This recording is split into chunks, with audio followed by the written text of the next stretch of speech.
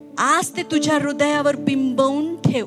आज त्याचं पालन कर. आज ती आज्ञाधारकता तुझ्या जीवनामध्ये ठेव, कारण आज हा तुझ्या जीवनात कृपेचा काळ आहे. पण तेव्हा नोवा दारू बनवत असताना, कलीसियाचे लोक प्रार्थना करत असताना, कलीसियाचे लोक उपवास करत असताना, कलीसियाचे लोक परमेश्वराच्या मार्गाने चालत असताना, जगिक लोकांनी ज्यांनी थट्टा केली ते सगळे त्या पुरात डुबले जातील. म्हणून तुम्ही जे करताय ते आज तुम्हाला मूर्खतेचं वाटू शकतं.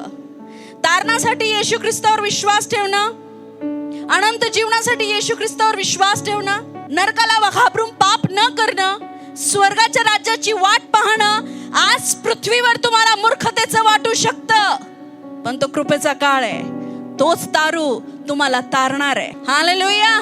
म्हणून आज जे तुम्ही ख्रिस्तामध्ये श्रम घेत आहात, अगदी आपल्या परिवाराचा हिंसा सहन करून, विरोध सहन करून तुम्ही प्रभूमध्ये जर टिकून आहात, तुझी मूर्खता तुला कामं येणार आहे. तू प्रभू बरोबर उचलला जाणार आहे.